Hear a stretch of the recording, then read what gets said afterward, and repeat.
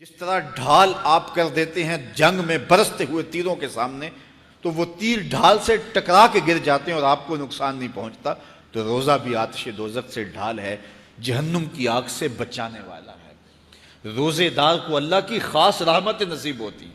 ایک حدیث میں آتا ہے کہ روزے دار کو دو خوشیاں نصیب ہوتی ہیں۔ ایک خوشی اسے تب ملتی ہے جب وہ روزہ کھولتا ہے، جب سارے دن کی بھوک اور پیاس کاٹنے کے بعد شام کے لمحے ہوتے ہیں اور پھر روزہ منزل تک پہنچتا ہے، تو کس مسرت اور خوشی اور سرشاری کے عالم میں روزہ دار ہوتا ہے کہ شکر ہے کہ اتنی لمبی اور اتنی سخت گرمی کے ماحول کی شدت کے باوجود اللہ تعالیٰ نے مجھے روب منزل کیا۔ تو اس وقت ایک احساس اس کے ساتھ جڑا ہوتا ہے، اور پھر جب وہ ٹھنڈا اور میٹھا مشروب اپنے کام و دہن میں ٹپکاتا ہے اور وہ ٹھنڈا میٹھا مشروب اس کی رگوں کو تر کرتے ہوئے معدے کی طرف بڑھ رہا ہوتا ہے، اس کی زبان بولے نہ بولے دل اللہ کا شکر ادا کر رہا ہوتا ہے، اس کا ایک ایک عضو بدن رب کا شکرانہ ادا کر رہا ہوتا ہے۔ وہ ٹھنڈا اور میٹھا مشروب رگوں کو تر کرتا ہوا آگے بڑھتا چلا جاتا ہے، لیکن شکرانے کا وہ پیکر بن جاتا ہے۔ وہ ایک مسرت، ایک خوشی کا عالم ہوتا ہے کہ روزہ بھی نب گیا، سارے دن کی تکلیف بھی کٹ گئی، اور اللہ نے مجھے افطار کے لمحوں تک پہنچایا۔ فرمایا روزے دار کو ایک خوشی تب ملتی ہے جب وہ روزہ کھولتا ہے، وَفَرْحَةٌ عِنْدَ لِقَاءِ رَبِّهِ، اور دوسری خوشی روزہ دار کو تب ملے گی جب روزے کے صلے میں اللہ اپنا دیدار عطا فرمائے۔ بنی آدم کے جتنے بھی عمل ہیں 10 سے لے کر 700 گنا تک اس کا ثواب اولاد آدم کو اس کا دیا جاتا ہے۔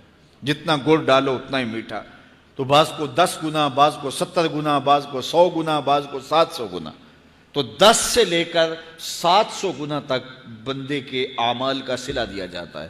لیکن میرے حضور نے فرمایا لیکن روزہ جو ہے اللہ فرماتا ہے وہ میرے لیے ہے اور اس کا اجر میں خود عطا کروں۔ جب وہ خود عطا کرے گا تو کتنا عطا کرے گا؟ سخی اتنا بڑا ہو تو پھر کیا عطا کرے گا؟ بلکہ بعض نے اس کو عجزی ہی کی بجائے اجزا پڑھا ہے بصیغہ مجہول، کہ روزہ میرے لیے ہے اور اس کی جزا میں خود ہوں۔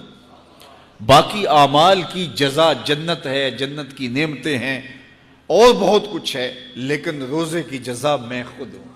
اور جس کو وہ خود مل گیا پھر جنت میں مل گئی، جنت والا جو مل گیا پھر جنت بھی مل گئی، جنت کی نعمتیں بھی مل گئیں۔ تو روزہ اللہ کی خوشنودی کا ذریعہ ہے، اس کی رضا کا ذریعہ ہے۔ تو خوش نصیب لوگ روزے کی برکتیں حاصل کرتے ہیں۔ اور ایک روایت میں آتا ہے جب رمضان المبارک کا آغاز ہوتا ہے اللہ اہل ایمان کو، اپنے بندوں کو محبت کی نظر سے دیکھتا ہے، اور اللہ جس کو محبت کی نظر سے دیکھ لے پھر اسے کبھی عذاب نہیں دے گا۔ اللہ اکبر۔ تو یہ روزہ دار کے لیے اللہ کی کرم نوازیاں ہیں، اللہ کی رحمتوں کے اجالے ہیں جو اس کے اوپر برستے ہیں۔ تو میں اور آپ اس ماہ انور کو، اس ماہ نور کو اس طرح سے گزاریں کہ ہمارے اندر کے پاپ دھل جائیں، ہماری غلاظتیں گناہوں کی مٹ جائیں، ہمارا سینہ صاف ہو جائے، ہم اہل ایمان کے لیے کشادہ دل ہو جائیں، ہمیں جو ہے وہ جھوٹ سے، تکبر سے، بخل سے، ریا سے اور دیگر امور بد سے اجتناب کرنے کی عادت پڑ جائے۔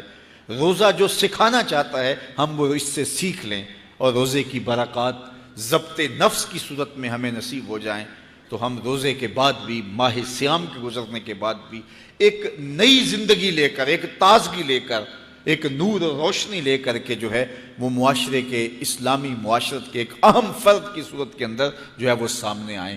تو اللہ اس ماہ سیام کی برکتیں ہمیں نصیب فرمائے۔ ہر سال مہینہ آتا ہے، گزر جاتا ہے، ہم پورا مہینہ بھوک کاٹتے ہیں اور پھر وہاں کے وہاں ہی کھڑے رہتے ہیں، تو پھر ہمیں سوچنا چاہیے، لیکن اگر تبدیلی آتی ہے تو پھر شکریہ ادا کرنا چاہیے۔ آج کی اس تاریخ میں ہم عزم کر کے اٹھیں کہ ہمارا یہ ماہ سیام ہماری زندگی میں